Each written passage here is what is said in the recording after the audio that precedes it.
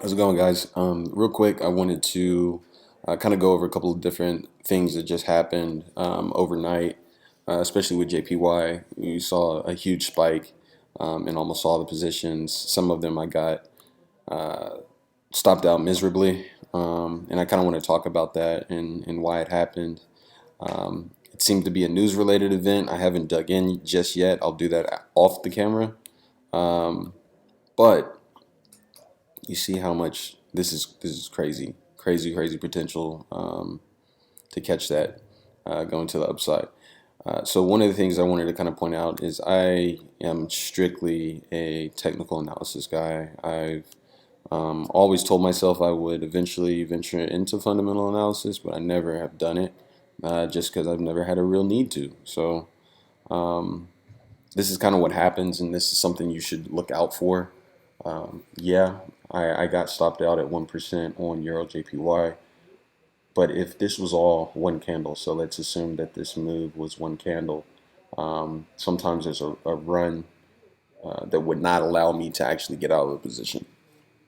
And so I really get hurt badly, and everything I put in place to manage risk would be pretty much moot at that point. So on top of that, I'm sure you guys have seen gaps in the market. So when there's a gap, you also run that risk. This is a reason, for me at least, a motivating factor for me to really get some reps in with fundamental analysis and digging into that. So, anyways, let me run through the list real quick. It's a little update. So I'm still trying to combo off of USDCAD. This is my bread and butter strategy, pyramid reversal, and we got hurt here, which is fine. It was still a good entry. And one of the things I want to point out here is I'm looking for good trades, not necessarily always winning trades. I always use the baseball analogies here.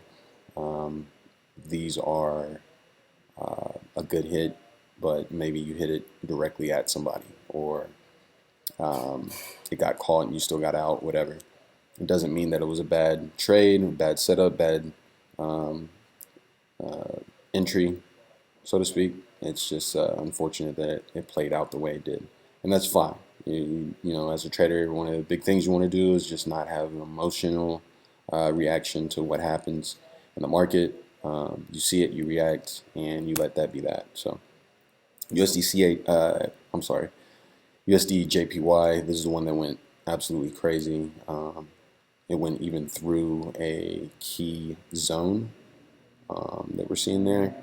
So we're really high on that right now. That doesn't really fit into my setup, so there's nothing for me to trade there personally. So USDCHF, we have this one touching the bottom area of a key level right now. NZDUSD, this is a trade that I just shaped up. I did not take this, so I'm going to go ahead and take this out. But I wanted to show you guys the potential here.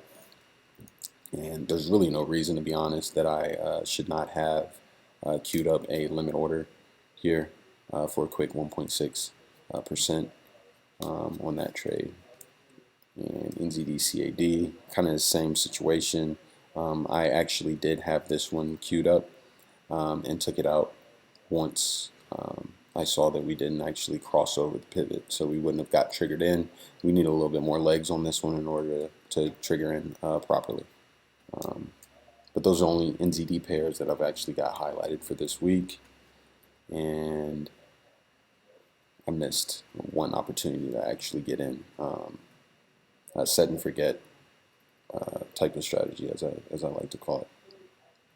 GBP JPY, not really feeling that one. It's just not clean enough for me. Obviously, you can take this, but there's no trend on the higher time frames, and it's kind of riding along the 50 EMA, which is nice, but yeah, there's just no entry for me there. GBP AUD, really nice pattern overall. So this is one of those. This trend line, I actually drew this in yesterday.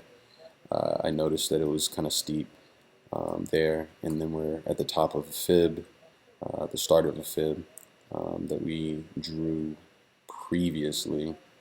So yeah, I'm going to expect this to drop down, and then we'll try to play the pullback for an entry. But again, you just don't want to force anything. There's no reason to force it.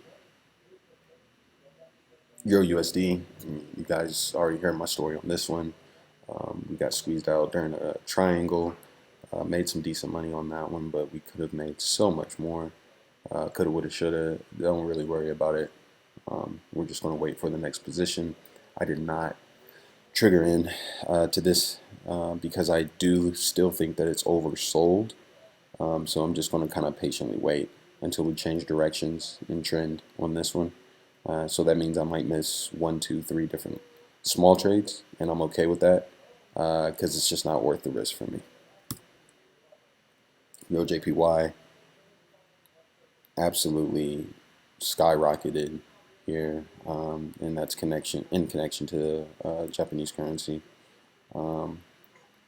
So seeing that euro is the base currency in this pair, JPY actually dropped, and that's why we have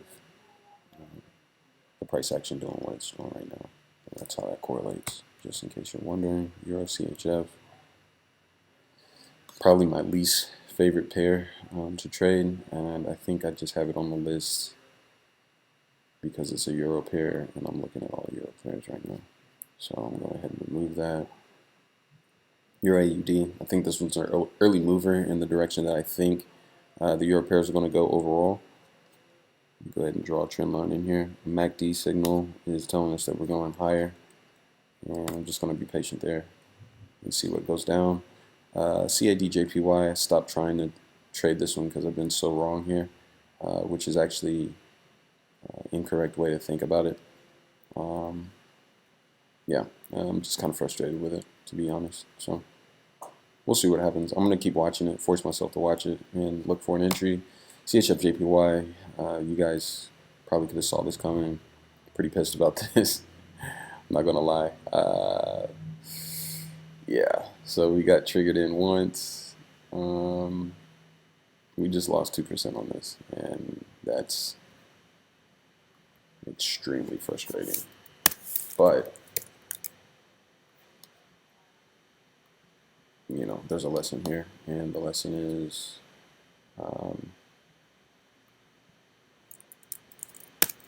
what's the lesson, Jordan? The lesson on this one is you really can't just try to force a trade. I really wanted to trade this pair for some reason. I just saw the pattern so vividly, and it was super obvious to me. It's still obvious to me that there's big moves to be had here. The problem is I just haven't been able to get in sync with it. Similar to CAD-JPY, and I don't know. Maybe I can go to my trading history and kind of look and see what percentage of my winners were actual CHF-JPY plays to see if I just have a history of not being able to trade this particular pair. But that's a growth edge. I identify that, and we'll figure it out eventually. AUD NZD looks like it's changing directions. MACD, I like how that looks on the daily. I don't like these long tails on the candles, but we'll see what happens there. AUD JPY, pretty similar situation. It definitely jumped up considerably. We're coming up against a 50 EMA though, so we'll see what happens there. But anyways, that's what I got. That's what I've got going for today. That's what I'm looking at.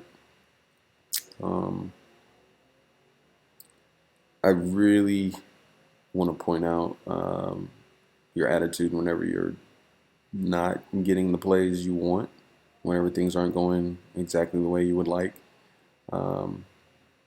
It's a huge factor in whether you're going to be successful or not. Right now, I've been avoiding the charts, so I've actually been forcing myself to get on them because this week has been a lot of position setting, but not a whole bunch of profit taking, not A lot of these trades are not going my way, so to speak. I'm not losing a whole bunch, but I am definitely missing out on profits, and I'm also minimized profits. Like on Euro USD, that should have been a 2%er, and it was a 1.2. So that's pretty frustrating. Anyways, that's how it is sometimes. Weather the storm, keep fighting, keep looking for good positions to take, and you have to, it's not necessarily forcing, but you got to make sure you put your chart time in, make sure you get in sync with the market, make sure you're seeing seeing the trade all the way through. So there we go. All right, peace.